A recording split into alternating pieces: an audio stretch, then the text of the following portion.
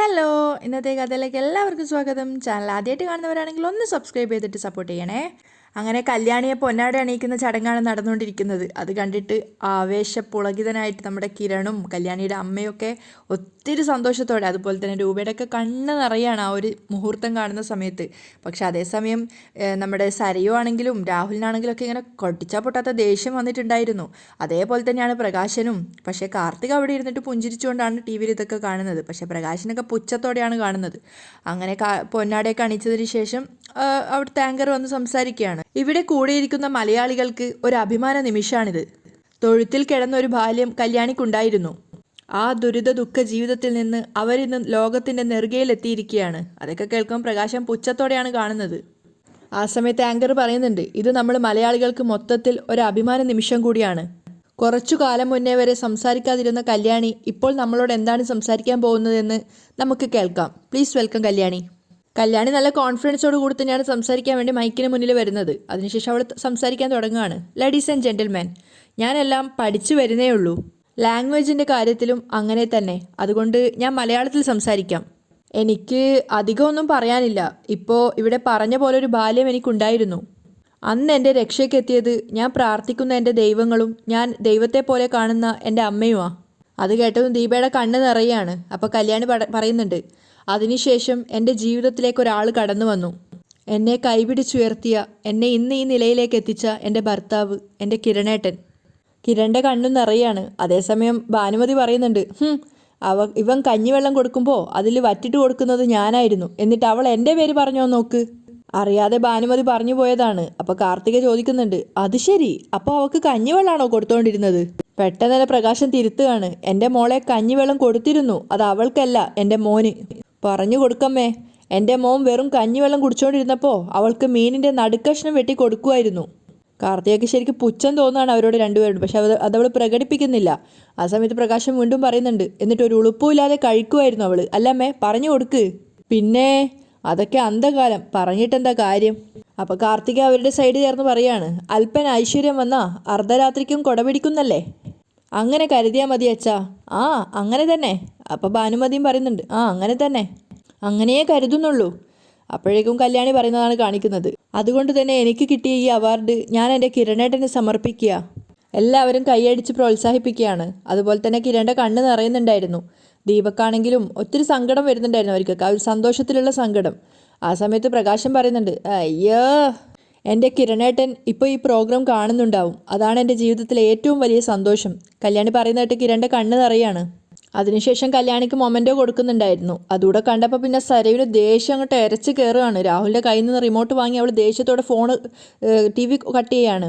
ആ സമയത്ത് കാർത്തികയോട് പ്രകാശൻ പറയുന്നുണ്ട്, ഒന്ന് ടി വി ഓഫ് ചെയ്യുമോളെ, എന്താ നടക്കുന്നതെന്ന് നോക്കാം. കാർത്തികക്ക് അത് കാണാൻ നല്ല ആവേശം ഉണ്ടായിരുന്നു. അതേസമയം മൊമെൻറ്റോ കിട്ടിയതിന് ശേഷം കല്യാണി എല്ലാവരെയും അഭിസംബോധന ചെയ്തിട്ട് നിൽക്കുകയാണ്. എല്ലാ പരിപാടിയും കഴിഞ്ഞതിന് ശേഷം കിരണ് അമ്മയോടും കാദംബരിയോടും രതീഷിനോടും ഒക്കെ ആയിട്ട് പറയുന്നുണ്ട്, ഇന്ന് എന്തായാലും ഹരിയേട്ടനെയും ആദർശിനെയൊക്കെ വിളിച്ചൊന്ന് ആഘോഷിക്കണം. രതീഷേ, നീ കൂടെ പോര്. രതീഷും സന്തോഷത്തോടെ പറയുന്നുണ്ട്, ഞാൻ എപ്പോഴേ റെഡി. രതീഷ് അവിടെ നിന്ന് പോയപ്പം കിരണ് പറയുന്നുണ്ട്, അമ്മയ്ക്ക് അഭിമാനിക്കാം, അമ്മയില്ലെങ്കിൽ അവളില്ല. അത് കേട്ട് സന്തോഷത്തോടെ ദീപ പറയുന്നുണ്ട്, അത് തന്നെ എനിക്കും പറയാനുള്ളത്, മോനില്ലെങ്കിൽ അവളില്ല. ഇതൊന്നും ഒരിക്കലും ഞാൻ പ്രതീക്ഷിച്ചതല്ല, സ്വപ്നം കണ്ടതുമല്ല. ഞാൻ കരുതിയതിലും ഒരുപാട് മുകളിലാണ് എൻ്റെ മോൾ എത്തിയത്. അതിൻ്റെ ആഘോഷം എൻ്റെ മനസ്സിലാണ് മോനെ നടക്കുന്നത്. അവരുടെ കണ്ണ് നിറയാണ്. ഇത് അവളുടെ അച്ഛനും അമ്മൂമ്മയ്ക്കും ആങ്ങളേക്കും ഒക്കെ ദൈവം നൽകിയ തിരിച്ചടിയാ. അവരും കണ്ടു കാണും. ഇപ്പം കാദംബരി പറയുന്നുണ്ട്, ചിലപ്പോൾ ഈ പ്രോഗ്രാം നടക്കുന്ന സമയത്ത് ടി വി ഓഫ് ചെയ്ത് കാണും. കിരണ് പറയുന്നത് കേട്ടപ്പം കാദംബരി പറയുന്നുണ്ട്, അതിനേ സാധ്യതയുള്ളൂ. അതിനുശേഷം കിരണും കൂടെ ഡ്രസ്സൊക്കെ മാറ്റി പോകാൻ റെഡിയായിട്ട് നിൽക്കുകയാണ്. അതേസമയം നിഷയുടെ വീട്ടിലാണ് നമ്മുടെ മനോഹർ ഉള്ളത്. മനോഹറിൻ്റെ തോളിലൂടെ തലയിട്ടിട്ട് ഇങ്ങനെ കിടക്കുകയാണ് നിഷ. അവൾക്ക് നല്ല വിഷമം ഉണ്ടായിരുന്നു. അപ്പം മനോഹർ സ്നേഹത്തോട് പറയുന്നുണ്ട്, എന്തിനാ മോളും ഇങ്ങനെ വേദനിക്കുന്നത്? ഞാൻ പോയിട്ട് തിരുവോണത്തിൻ്റെ അന്ന് ഇങ്ങ് വരില്ലേ? അപ്പോൾ അവൾ സങ്കടത്തോടെ പറയാണ്, എന്നാലും ഒരു ദിവസം പോലും തികച്ചിവിടെ നിന്നില്ലല്ലോ. മനഃപൂർവ്വമല്ലല്ലോ മോളൂ, പെട്ടെന്നല്ലേ വിളി വരുന്നത്. അമേരിക്കയിൽ നിന്നും 2 സായിപ്പന്മാർ വന്നിട്ടുണ്ട്, അതും കോടികളുടെ ഇടപാടാ. മാമൻ്റെ മരണവും നമ്മുടെ വിവാഹവും നടന്നതുകൊണ്ട് ഒരുപാട് ബിസിനസ്സുകൾ തള്ളിപ്പോയി മോളെ. ബിസിനസ്സും കുടുംബജീവിതവും തമ്മിൽ ഒരിക്കലും പൊരുത്തപ്പെട്ടു പോവാറില്ല. ഇനി മോൾക്ക് നല്ല ക്ലാസിൻ്റെ ആവശ്യമുണ്ട്. അപ്പം നിഷ പറയാണ്, എത്ര ക്ലാസ് എടുത്താലും ഭർത്താവിൻ്റെ പ്രസൻസ് ഒരു പെൺകുട്ടിക്ക് വേണമെന്ന് തോന്നുന്ന സമയത്ത് അത് കിട്ടണം. അത് ആർക്കായാലും അങ്ങനെ തന്നെയാ. അപ്പം മനോഹർ പറയുന്നുണ്ട്, അതാ കുഴപ്പം. ഭർത്താവ് ഏത് നേരത്തും അരികിൽ വേണം, അവരുടെ കാര്യങ്ങളൊക്കെ നടക്കുകയും വേണം. ഇത് രണ്ടും കൂടെ പറ്റുമോ? അപ്പം നിഷ പറയുന്നുണ്ട്, റോഹിയേട്ടൻ ആവശ്യത്തിൽ അധികം സമ്പാദിച്ചില്ലേ, ഇനി ഈ തിരക്കുകളൊക്കെ ഓണത്തിന് വരെയെങ്കിലും നിർത്തിക്കൂടെ? അപ്പോഴേക്കും പതറിക്കൊണ്ട് മനോഹർ പറയുന്നുണ്ട്, എൻ്റെ മോളു ഓണം വരും പോവും, അതിലൊന്നും ഒരു കാര്യമില്ല. എത്ര ദിവസം ബിസിനസ്സിൽ നിന്ന് മാറി നിന്നേന്ന് മോൾക്ക് അറിയോ? പിന്നെ അത് കഴിഞ്ഞാൽ മോൾക്ക് പരാതി ഉണ്ടാവില്ല. അതെന്താ? ആ, എൻ്റെ MD കസേരയിൽ തന്നെ ആയിരിക്കും മോളെയും ഞാൻ ഇരുത്തുന്നത്. മനോഹർ അവിടെ ഒന്ന് എറിഞ്ഞിടുകയാണ്. അത് കേട്ടതും നിഷ ഫ്ലാറ്റായി. മനോഹർ പറയുന്നുണ്ട്, ഇപ്പോൾ എനിക്ക് ഒരുപാട് അസിസ്റ്റൻസ് ഉണ്ട്, ഇനിയും മോള് മാത്രമേ കാണൂ എൻ്റെ PS ആയിട്ട്. എപ്പോഴാണ് റോഹിയേട്ട അങ്ങോട്ടേക്ക് പോകുന്നേ? നിഷ ചോദിക്കുകയാണ്. ഇവിടുത്തെ ഈ തിരക്കൊക്കെ കഴിഞ്ഞാൽ നമ്മൾ പോവും. പെട്ടെന്ന് മനോഹർ പറയുന്നുണ്ട്, പിന്നെ കള്ളന്മാരുടെ ശല്യമൊക്കെ ഒരുപാടുള്ളതാ, അതുകൊണ്ട് സ്വർണ്ണമൊന്നും വീട്ടിൽ വെക്കരുത് കേട്ടോ. അപ്പം നിഷ പറയുന്നുണ്ട്, കുറച്ചൊക്കെ ഞാൻ ലോക്കറിൽ വെച്ചു. അപ്പം വേഗം മനോഹർ പറയാണ്, ഈ ലോക്കർ ഇപ്പോൾ പഴയതുപോലെ വിശ്വസിക്കാൻ പറ്റില്ല.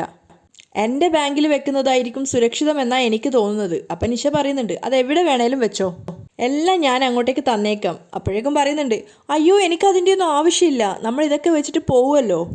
പിന്നെ എന്തെങ്കിലും ഒരു സമയത്ത് നമ്മൾ ഇങ്ങോട്ടേക്ക് വന്നാൽ അതൊക്കെ ഭദ്രമായിട്ടിരിക്കണ്ടേ?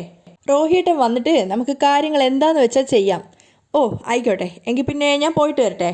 മനോഹർ നിഷയുടെ കവിളിലൊക്കെ ഉമ്മ കൊടുത്തിട്ട് സോപ്പിടുകയാണ്. അപ്പോഴും അവൾക്ക് സങ്കടമാവുന്നുണ്ട് റോഹിയേട്ടൻ പോകുന്ന ആലോചിച്ചിട്ട്. അപ്പം മനോഹർ മനസ്സിൽ വിചാരിക്കുന്നുണ്ട്, അവിടെ ഇപ്പോൾ ഒരുത്തി ഉറങ്ങാതെ കാത്തിരിക്കുന്നുണ്ടാവും. അവിടെ പോയി അവളുടെ പിണക്കം മാറ്റിയിട്ട് വേണം ഇവിടെ വന്ന് ഇവളുടെ പിണക്കം മാറ്റാൻ. എന്നിട്ട് നിഷയോട് യാത്ര പറഞ്ഞ് അവിടുന്ന് ഇറങ്ങുകയാണ്. ഷാരിക്ക് ഒരു സമാധാനവും ഇല്ല. അവരിങ്ങനെ കരഞ്ഞുകൊണ്ട് അങ്ങോട്ടും ഇങ്ങോട്ടും നടക്കുകയാണ്. ആ സമയത്ത് ചിന്തിക്കുന്നുണ്ട്, എൻ്റെ ഭഗവാനെ, അവൾ മരിക്കണമെന്ന് നാഴികയ്ക്ക് 40 വട്ടം ഞാൻ ആലോചിക്കാറുണ്ട്. പക്ഷെ അതെൻ്റെ കൈകൊണ്ട് തന്നെ ആയല്ലോ. ഞാൻ ഒറ്റയ്ക്കിനി അവളെ എവിടെ കൊണ്ടുപോയി കളയും? അവരത് ആലോചിച്ച് പൊട്ടി പൊട്ടി കരയാണ്. അപ്പോഴാണ് മനോഹർ അങ്ങോട്ടേക്ക് വരുന്നത്. മനോഹർ വേദന മനസ്സിലായി ഷാരി കരയാണെന്ന്. പെട്ടെന്ന് തന്നെ അവൻ അമ്മയെന്ന് വിളിക്കുമ്പോൾ ഷാരി വേഗം കണ്ണൊക്കെ തുടക്കുന്നുണ്ട്. അടുത്ത് വന്ന് മനോഹർ ചോദിക്കുകയാണ്, അമ്മ കരയായിരുന്നല്ലോ, എന്തു പറ്റി അമ്മേ? ഏയ് ഒന്നുമില്ല മോനെ. അങ്ങനെയൊന്നും പറയണ്ട, അമ്മയ്ക്ക് എന്തോ കുഴപ്പം പറ്റിയിട്ടുണ്ട്. ഏയ് ഒന്നുമില്ല മോനെ, അവർ പറയാൻ വിസമ്മതിക്കുകയാണ്. അപ്പം മനോഹർ പറയുന്നുണ്ട്, ഞങ്ങൾ നേരത്തെ വന്നപ്പോഴും ചോദിച്ചതാണല്ലോ, അമ്മയെ എന്തെങ്കിലും ചെയ്തോ അമ്മായി അച്ഛൻ? അപ്പോഴേക്കും ഷാരിയുടെ മുഖം മാറുകയാണ്. എന്നെയോ? എന്നെ എന്തെങ്കിലും ചെയ്താലുണ്ടല്ലോ, നേരത്തെ തലമണ്ട കടിച്ചതുപോലെ ഞാൻ എന്തെങ്കിലും ചെയ്തായിരിക്കും. ചിലപ്പോൾ വേണമെങ്കിൽ കൊന്നെന്നും വരും. അയാൾ കാരണാ ഇതെല്ലാം സംഭവിച്ചത്. പെട്ടെന്ന് മനോഹർ ചോദിക്കുകയാണ്, എന്ത്? ഏയ് ഒന്നുമില്ല മോനെ. പെട്ടെന്ന് തന്നെ അവർ പതറുകയാണ്. അപ്പം മനോഹർ ചിന്തിക്കുന്നുണ്ട്, എടാ മനോഹരാ, ഇവർക്ക് എന്തോ കാര്യമായ കുഴപ്പമുണ്ടല്ലോ. ചിലപ്പോൾ ഇവരെ തളയ്ക്കാൻ ഒരു കാരണം കൂടി ഒത്തുകിട്ടും. അപ്പം പെട്ടെന്ന് തന്നെ ഷാരി ചോദിക്കുന്നുണ്ട്, മോൻ എന്താ ആലോചിക്കുന്നത്? അല്ല, അമ്മയ്ക്ക് എന്താ പറ്റിയെന്ന് ആലോചിക്കുകയായിരുന്നു. അമ്മേ ഞാൻ അമ്മയുടെ മരുമോനല്ല, മോൻ തന്നെയാ. അതുകൊണ്ട് എന്തെങ്കിലും വിഷമമുണ്ടെങ്കിൽ സരയുവിനോടും അമ്മായി അച്ഛനോടും പറഞ്ഞില്ലെങ്കിലും എന്നോട് പറയാം. സരയുവിൻ്റെ അമ്മയ്ക്ക് എന്ത് പ്രശ്നം ഉണ്ടായാലും ഞാൻ എൻ്റെ ജീവൻ പണയപ്പെടുത്തിയിട്ടാണെങ്കിലും ഞാൻ എന്തും ചെയ്തു തന്നിരിക്കും. അതിപ്പോൾ അച്ഛൻ്റെ കാര്യത്തിലാണെങ്കിൽ പോലും. അച്ഛൻ എന്നോട് വെറുപ്പാണെങ്കിലും അച്ഛൻ്റെ കാര്യത്തിൽ എന്തെങ്കിലും പ്രശ്നം വരുമ്പോൾ ഞാൻ ആ നീരസൊന്നും മനസ്സിൽ വെക്കത്തില്ല. അത് അമ്മയ്ക്ക് അറിയാലോ. എനിക്കറിയാം മോനെ, നന്നായിട്ടറിയാം. നീ മാത്രമേ ഇപ്പം ഞങ്ങളുടെ രക്ഷയ്ക്കുള്ളൂ എന്നും അറിയാം. പിന്നെ ഓരോരോ സമയദോഷത്തിന് ഓരോന്ന് സംഭവിക്കുമല്ലോ മോനെ. പെട്ടെന്ന് മനോഹർ ചോദിക്കുന്നുണ്ട്, അല്ല ഇപ്പം എന്താ സംഭവിച്ചത്? ഏയ് ഒന്നും സംഭവിച്ചിട്ടില്ല, മോള് മുകളിലുണ്ട് മോനെ. അപ്പം മനോഹർ പറയുന്നുണ്ട്, എനിക്ക് ഓണായിട്ട് തിരക്കോട് തിരക്കാ, എന്നിട്ടും മോളുടെ അവസ്ഥ അറിയാവുന്നത് കൊണ്ടാണ് ഓടി വന്നത്. അത് നന്നായി. ഷാരി പറയുന്നുണ്ട്, മോനെ അവളുടെ അച്ഛന് വട്ടാണെന്നറിയാലോ. ഇനി എനിക്കും കൂടി എന്തെങ്കിലും സംഭവിച്ചാൽ മോൻ പൊന്നുപോലെ അവളെ നോക്കൂന്നറിയാം. എങ്കിലും അവളെയും അവൾക്ക് ജനിക്കാൻ പോകുന്ന കുഞ്ഞിനെയും കരയിക്കാതെ നോക്കണേ മോനെ. അപ്പം മനോഹർ പറയുന്നുണ്ട്, ഇതൊന്നും എന്നോട് പറയല്ലേ അമ്മേ, അങ്ങനെ പറയുന്നതാ എനിക്ക് വിഷമം. അതുപോലെ അമ്മയുടെ മനസ്സിലും എന്തോ ഒരു ഭാരം കിടക്കുന്നുണ്ട്, അതും അമ്മ പറയുന്നില്ല. അതും എനിക്ക് സങ്കടമായിട്ടുണ്ട്. എന്തായാലും ആലോചിച്ചിട്ട് പറയണോ വേണ്ടയോ എന്ന് തീരുമാനിക്ക്. എന്നോട് എന്ത് പറഞ്ഞാലും അതിന് പരിഹാരം ഉണ്ടായിരിക്കും. ഷാരി അതിന് സമ്മതിച്ച് തലയാട്ടുന്നുണ്ട്. ആ സമയത്ത് മനോഹർ മുകളിലേക്ക് പോവാണ്. അപ്പം മനോഹർ പോയതിനു ശേഷം ഷാരി പൊട്ടി പൊട്ടി കരയാണ്. ഈ ഒരു കാര്യം ഞാൻ പറഞ്ഞിട്ടും കാര്യമില്ല മോനെ, ഞാൻ ഇന്നൊരു കൊലയാളിയാ. അവർ കരഞ്ഞോണ്ട് ചിന്തിക്കുകയാണ്, എൻ്റെ കുഞ്ഞിൻ്റെ അമ്മയുടെ കൊലയാളി. അറിയാതെ മനസ്സിൽ നിന്ന് വന്നു പോയതാണ്. അതുകൊണ്ട് തന്നെ അവർ സ്വയം തലക്കടിക്കുന്നുണ്ട്. അയ്യോ, ഞാൻ എന്താ ഈ പറഞ്ഞേ? എൻ്റെ കുഞ്ഞിൻ്റെ അമ്മയെന്നോ? എൻ്റെ കുഞ്ഞിൻ്റെ അമ്മ ഞാൻ മാത്രം. അവർ പൊട്ടി പൊട്ടി കരയാണ്.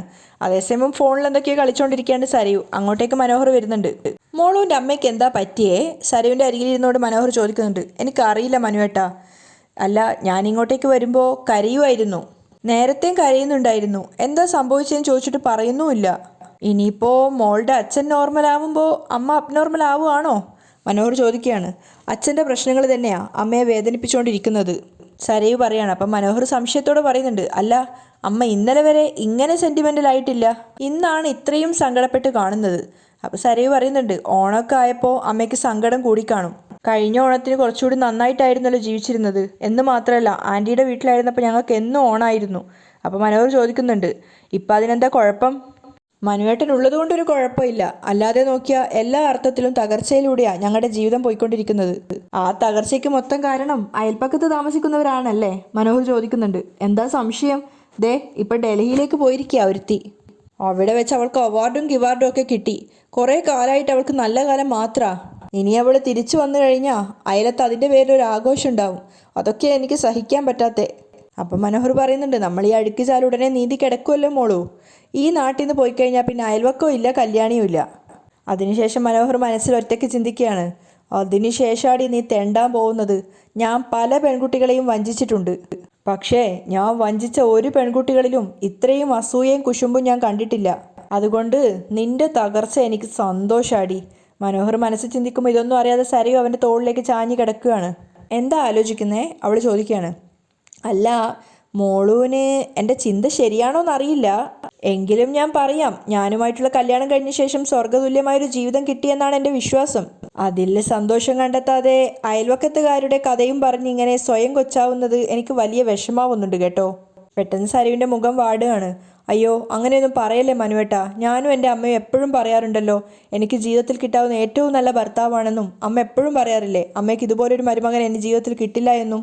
അത് തന്നെയാണ് സത്യം. എല്ലാം നഷ്ടപ്പെട്ട സമയത്ത് ഒരു അത്താണിയായിട്ടാണ് മനുവേട്ടൻ വന്നത്.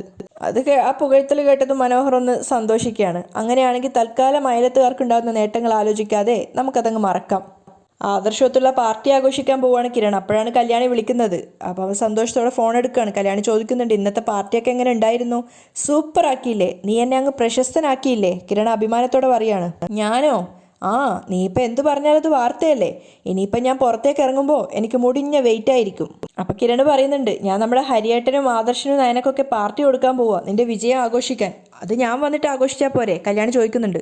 നീ വന്നിട്ട് വേറെ ആഘോഷങ്ങളുണ്ട്. അപ്പം കല്യാണി പറയുന്നുണ്ട്, ഇത്തവണത്തെ ഓണത്തിന് ഞാൻ അവിടെ ഉണ്ടാവില്ലല്ലോ കിരണേട്ടാ. ആ, അത് ശരിയാ. പക്ഷേ അതൊക്കെ ഞങ്ങൾക്കൊക്കെ വിഷമമുണ്ടെങ്കിലും അന്നാണല്ലോ നിന്റെ പരിപാടി അവിടെ നടക്കാൻ പോകുന്നത്. അന്നത്തെ നിന്റെ വിജയമാണ് ഞങ്ങൾക്കുള്ള സമ്മാനം. അപ്പോൾ കല്യാണി പറയുന്നുണ്ട്, ചിലപ്പോൾ ഒരു പക്ഷേ ഞാൻ വിജയിച്ചെന്ന് വരില്ല. ആര് പറഞ്ഞു? നീ വിജയിക്കുന്ന ഞങ്ങൾക്ക് ഉറപ്പാണ്. പെയിൻറ്റിങ് ചെയ്യാൻ തുടങ്ങിയാൽ നിന്റെ കയ്യിലൊരു ബാധ കയറും. ആ ബാധയിൽ വിരിയുന്ന പെയിൻറ്റിങ് ഉണ്ടല്ലോ, അതിൻ്റെ മുകളിൽ ആരും വരാൻ പോകുന്നില്ല. എന്തായാലും കിരണേട്ടൻ്റെ നാവ് പൊന്നാവട്ടെ. എന്തായാലും അടിച്ചു പൊളിച്ചിട്ടൊക്കെ വാ എന്ന് പറഞ്ഞ് കല്യാണി പറയാണ്. ആ സമയത്ത് കിരണി ചോദിക്കുന്നുണ്ട് കുശലാന്വേഷണമായിട്ട്, ഭക്ഷണമൊക്കെ നന്നായിട്ട് കഴിക്കുന്നില്ല. അപ്പോൾ കല്യാണി പറയുന്നുണ്ട്, എനിക്ക് ഇവിടുത്തെ ഫുഡൊന്നും പുറത്തെ ഫുഡൊന്നും അങ്ങനെ പറ്റുന്നില്ല, പിന്നെ അഡ്ജസ്റ്റ് ചെയ്യാണ്. രാവിലെ ഉണരുമ്പോൾ നീ അടുത്തില്ലാത്തതൊരു വലിയ വിഷമാണ്. മോന് വലിയ കുഴപ്പമൊന്നുമില്ല, അവൻ ഏതു നേരവും മുത്തശ്ശിക്കൊപ്പായതുകൊണ്ട് അവനത് അഡ്ജസ്റ്റ് ചെയ്യും. അപ്പോൾ കല്യാണി ചോദിക്കുന്നുണ്ട്, അപ്പോൾ കുഞ്ഞിൻ്റെ അച്ഛനായിരിക്കും അല്ലേ കുഴപ്പം? കിരൺ സങ്കടത്തോടെ സമ്മതിക്കുകയാണ്. അപ്പോൾ കല്യാണി പറയുന്നുണ്ട്, കിരണേട്ടാ ഞാൻ പറഞ്ഞല്ലോ, ഇനി ഇതുപോലുള്ള യാത്രകൾക്ക് നമുക്ക് ഒരുമിച്ചേ പോകാൻ പാടുള്ളൂ. എന്നാൽ പിന്നെ അവിടെ എത്തിയതിന് ശേഷം വിളിക്ക്, എനിക്ക് ആദർശേട്ടനോടും നയനയോടും ഒക്കെ സംസാരിക്കണം. ശരി. കിരണും കോൾ കട്ട് ചെയ്യാണ്. പക്ഷെ അതിനുശേഷം അവർ പരസ്പരം ഇങ്ങനെ ആലോചിച്ചുകൊണ്ട് നിൽക്കുകയാണ്. അവിടെയാണ് ഇന്നത്തെ എപ്പിസോഡ് വൈൻഡപ്പ് ചെയ്യുന്നത്.